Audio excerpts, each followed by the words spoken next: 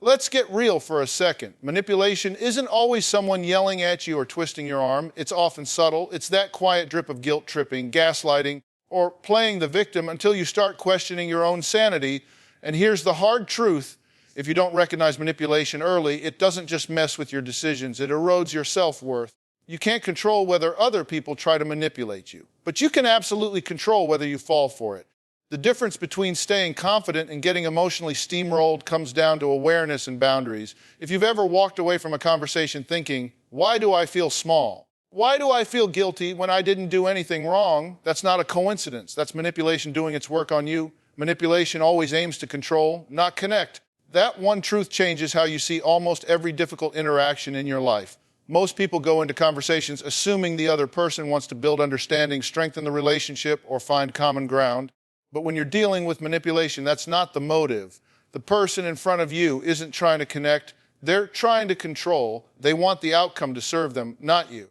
And if you confuse manipulation with connection, you'll keep giving people the benefit of the doubt long after they've shown you their real intention. Control is about power. It's about tipping the scale in one direction so the manipulator gets what they want, whether that's your agreement, your silence, your money, your time, or your loyalty. The entire interaction is built on getting you to move off your center. They don't care if you're left drained, confused, or diminished as long as they've secured their goal. Connection, on the other hand, is about mutual respect. When someone is genuinely trying to connect, they want clarity, trust, and understanding. They can walk away from a conversation with both people feeling seen and valued. When someone is manipulating, the opposite happens. One person walks away stronger, the other walks away weaker. This is where people get stuck. Manipulators are rarely obvious. They don't come in with a label that says, I'm here to control you. They use charm, guilt, victimhood, or subtle pressure to disguise control as connection. Maybe they flatter you right before asking for a favor. Maybe they tell a story that makes you feel sorry for them so you'll lower your guard. Maybe they phrase things in a way that makes you feel selfish for saying no. These tactics are clever, but the underlying motive never changes. It's not about building a bridge between you. It's about moving you to where they want you to stand. Think about how you feel after true connection. You feel lighter, more understood, and more confident in your relationship. You may not agree on everything, but you walk away with clarity. Now contrast that with how you feel after manipulation. You feel unsettled, second-guessing yourself, or even guilty without really knowing why. That emotional aftertaste is the giveaway. Because manipulation can look like connection in the moment, but the residue it leaves behind always exposes its real purpose. If you want to protect your confidence, you need to stop judging manipulative situations by what they look like on the surface and start judging them by the effect they have on you. Ask yourself, am I being invited into mutual understanding, or am I being steered into compliance? Am I free to make my own choice, or am I being boxed into a corner? Does this person respect my no, or do they keep circling until they grind me down into a yes? Those questions shift your perspective, because once you recognize that the real aim of manipulation is control, you no longer confuse it with connection. This mindset also frees you from a dangerous trap, the idea that if you just explain yourself better, the other person will understand and back off. When someone is trying to connect, that works. But when someone is trying to control, the more you explain, the more material you hand them. They'll twist your words, play on your emotions, and keep the conversation going until you're worn down. That's why recognizing manipulation is powerful, because it tells you when to stop trying to reason with someone and start setting boundaries instead. One of the most damaging effects of not seeing this clearly is what it does to your confidence. Every time you confuse control for connection, you allow someone else to chip away at your ability to trust yourself.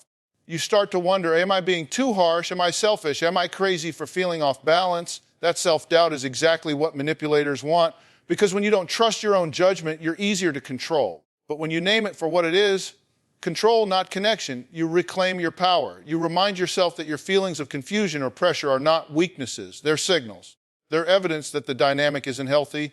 Recognizing that manipulation aims for control also allows you to separate the person from their tactic. You don't have to hate them or demonize them, but you do need to stop giving them influence over your choice. You can say, I see what this is. This isn't about us connecting. It's about you trying to steer me. That simple recognition is often enough to change how you respond. You no longer take their words at face value. You stop seeking approval from someone who isn't offering genuine connection in the first place. You begin to stand firmer in your own truth.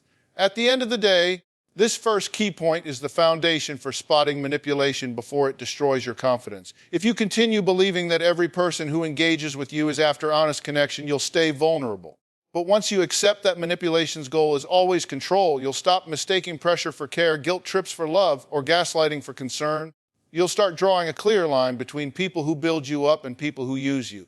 And the moment you can see that difference, your confidence begins to rebuild because you're no longer operating under illusions, you're operating with clarity. If you feel confused, guilty, or pressured, that's your first red flag. It might sound simple, but that awareness could save you years of self-doubt and emotional exhaustion. Manipulation rarely announces itself openly. It sneaks in through your emotions. Most of the time, you don't even notice the strategy someone is using. You only notice how you feel afterward.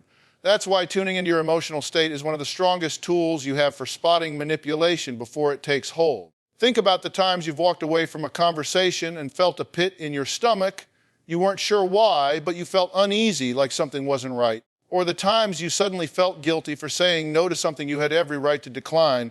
Or maybe you found yourself agreeing to something you didn't even want just because you felt pressured in the moment. That isn't coincidence, that's a signal. Manipulation works by hijacking your emotions, and those three emotions, confusion, guilt, and pressure, are its favorite tools. Let's look at confusion first. Confusion shows up when someone is gaslighting you, changing the story, or intentionally distorting facts. You know what you saw, what you heard, or what you experienced, but suddenly the other person is telling you it didn't happen that way. They may say, you're too sensitive, or you're remembering wrong, or that's not what I meant. The aim is to make you doubt your reality. Confusion is dangerous because it disconnects you from your own instincts. But when you notice that cloud of uncertainty, that's your signal. If every time you talk to someone, you walk away more disoriented than before, it's not your memory that's broken, it's their manipulation at work. Now, let's talk about guilt. Guilt tripping is one of the oldest tricks in the book. It sounds like, after everything I've done for you, this is how you treat me, or I guess I just don't matter to you. It plays on your empathy, your kindness, and your natural desire to be fair. The problem is, guilt isn't about fairness when it's used manipulatively. It's about control. It's about getting you to bend your will so the other person doesn't have to take responsibility for their own feelings or actions. Feeling guilty for genuinely hurting someone is normal. But feeling guilty for setting a healthy boundary or saying no to something that drains you, that's the red flag. That's not about care, that's about control. And then there's pressure. Pressure often shows up in urgency. You're told you need to decide right now, or if you really cared, you do it without hesitation.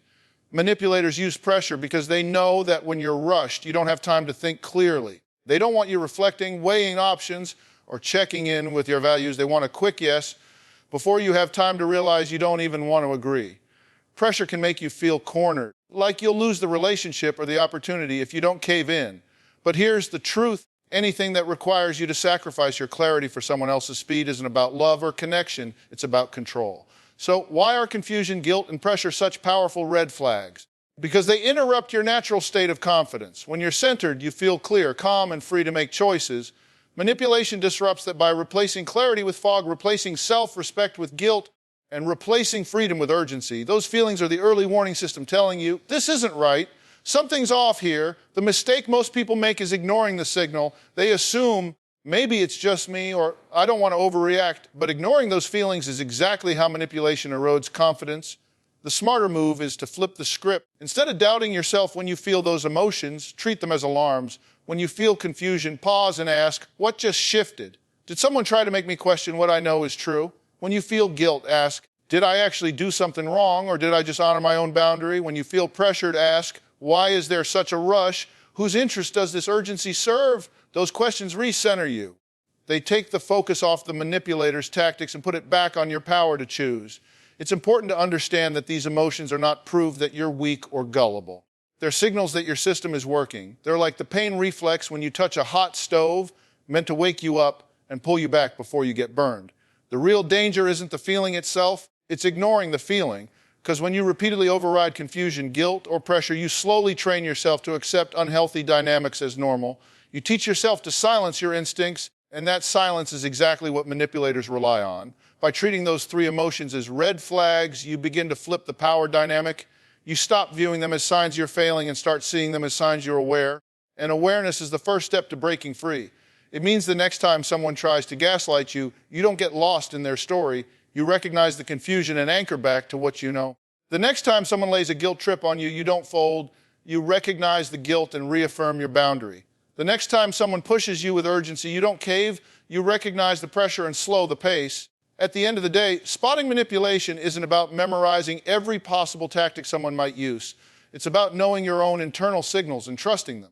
If you consistently pay attention to when you feel confused, guilty, or pressured, you'll rarely miss the warning signs. You'll stop second guessing yourself and start taking those feelings as the evidence they are. Proof that what's happening isn't about connection, it's about control. And once you see that clearly, your confidence doesn't get chipped away. It gets reinforced because you've learned to trust your own inner compass. Boundaries don't make you rude, they make you free.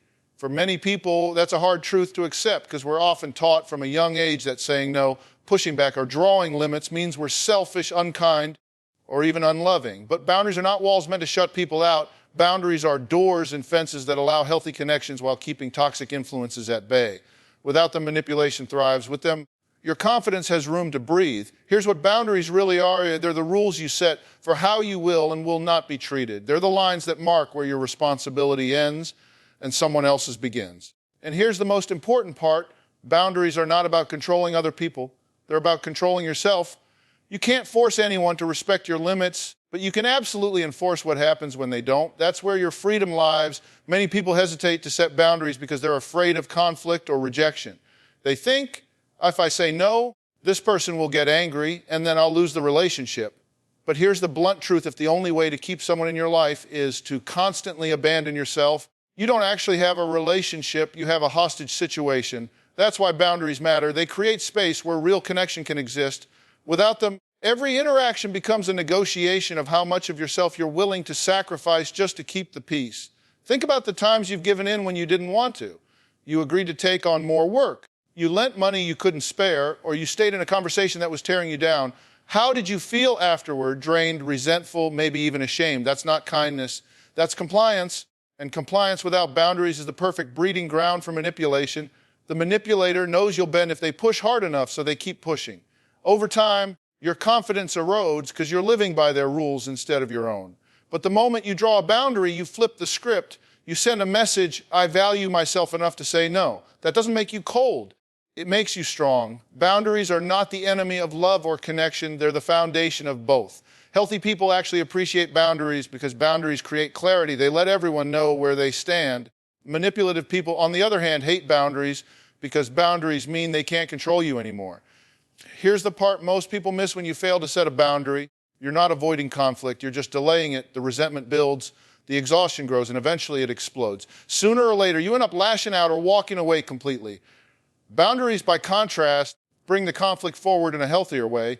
Instead of bottling up your frustration, you state clearly and calmly what works for you and what doesn't. That gives the other person a choice, respect the limit, or reveal that they're not interested in genuine connection. Either way, you win because you stop living in emotional limbo. Some people worry that boundaries will make them less generous, less caring, or less available. But the opposite is true. When you set boundaries, you protect your energy. And when your energy is protected, you actually have more capacity to give in ways that feel good and sustainable. Think about it. If you say yes out of guilt or fear, your generosity comes with strings attached, resentment, fatigue, and frustration. But when you say yes inside your boundary, your generosity is real because you gave freely. Boundaries don't shrink your kindness, they purify it. Another key part of boundaries is consistency, saying no once is easy, holding the line when someone pushes back.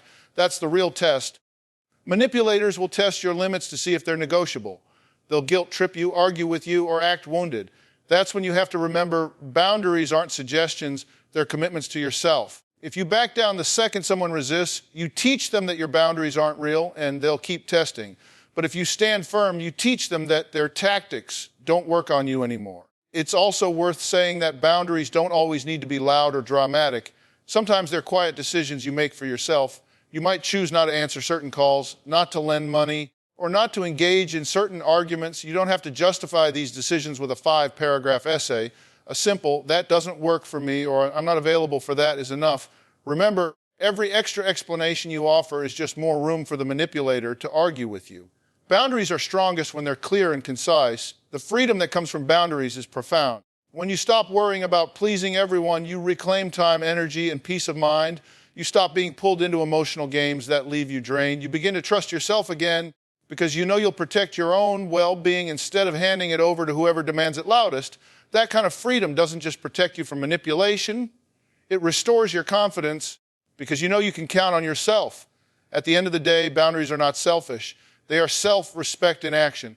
They don't push people away. They filter out the ones who don't belong. The people who care about you will learn to respect them, and the people who only wanted to control you will move on. That may hurt in the short term, but in the long run, it's a blessing, because every boundary you set is a vote for your own freedom. And the more consistently you cast that vote, the less space manipulation has in your life. Confidence survives when you stop negotiating with manipulators. That's the bottom line. Manipulators thrive on pulling you into endless conversations, debates, and emotional tug of war. They know that as long as you're still explaining, defending, or bargaining, they still have influence over you. Negotiating with a manipulator is like playing chess with someone who keeps moving the pieces when you're not looking. It doesn't matter how smart you are, the game is rigged. The only way to win is to stop playing. Confidence doesn't disappear overnight. It gets chipped away slowly each time you let someone drag you into a negotiation you shouldn't even be having. You tell yourself, if I just explain my side one more time, maybe they'll understand. Or if I can prove that I'm not being unreasonable, they'll finally back down. But here's the truth manipulators already understand. They're not confused. They're not waiting for clarity. They're using the conversation itself as a tool to wear you down. The more you engage, the more control they have because they've succeeded in making you doubt yourself. This is why cutting off negotiations is so powerful. When you refuse to debate your boundaries, you shift the dynamic completely. Instead of being on the defensive, scrambling to justify yourself, you stand firm and let your actions speak louder than your explanations. You're not rude, you're not dismissive, you're decisive. And decisiveness is what preserves your confidence. You tell yourself, I don't owe anyone a debate about what I know is right for me. That mindset keeps your self-respect intact no matter how hard the other person pushes. Let's be clear, manipulators feed on your willingness to keep the conversation going. They'll twist your words, bring up irrelevant details, and throw emotional bombs just to keep you hooked. They may act hurt, raise their voice, or suddenly turn sweet again, all tactics to reset the game. But when you stop negotiating, you starve them of what they need, your energy and attention. At first, this might make them push harder because they're used to you playing along, but the more consistent you are, the more they realize you won't bend just because they want you to. It's also important to understand the difference between healthy compromise and manipulative negotiation. Healthy compromise happens when two people respect each other's needs and come to a solution that works for both. Manipulative negotiation happens when one person uses guilt, pressure, or confusion to make the other surrender. The problem is manipulators often disguise their pressure as compromise. They'll say things like, can't you just meet me halfway? Or, if you love me, you do this, but if halfway means you sacrifice your peace or self-respect, that's not compromise, it's manipulation with a polite mask. Confidence grows every time you refuse to enter these false negotiations. Imagine someone trying to guilt trip you for saying no. Instead of explaining why your no is valid, you simply repeat it. That doesn't work for me. End of sentence. At first, you might feel rude because you're used to cushioning your boundaries with long explanations. But over time, you realize that brevity is strength. You're not cold, you're clear, and clarity is what keeps your confidence steady. Another trap to avoid is thinking you owe people closure. Manipulators love to demand explanations because they know it keeps you tethered. But closure isn't something you owe, it's something people create for themselves. When you stop negotiating, you accept that some people will call you selfish, difficult, or uncaring. That's fine. Their opinion doesn't define your truth. What defines your truth is whether you stood firm in protecting your values and your energy. One of the most freeing realizations is that you don't need the last word to win. Manipulators will often keep poking just to lure you back in. Oh, so you don't care at all, or wow, I guess this is who you really are. They want you to defend yourself because defense equals re-entry into the negotiation. But you don't need to defend what you know is right. Silence is often more powerful than the perfect comeback. Walking away is often louder than any speech you could give. That's how confidence survives, not through winning every argument, but through refusing to engage in battles that are designed for you to lose. At its core, confidence is trust in yourself. Every time you stop negotiating with a manipulator, you prove to yourself that you're trustworthy. You prove that you won't abandon your values just to avoid discomfort. That trust compounds. You start to walk into interactions knowing, I can handle this, I won't get sucked in. And that self-trust is what makes your confidence unshakable, no matter how clever the manipulator is. Here's the reality. Manipulators don't stop being manipulators because you've given the perfect argument. They stop having power over you because you stop playing their game. You'll never out-talk someone whose goal isn't truth but control. You'll never out-argue someone who has no intention of listening. But you can outlast them by refusing to negotiate your worth. The moment you stop negotiating, you send a clear message, my boundaries are not up for debate. My choices are not bargaining chips. My confidence is not on the table. That message doesn't just protect you from manipulation. It reinforces your belief that you're strong enough to stand alone if you need to. And when you believe that, your confidence doesn't just survive, it thrives.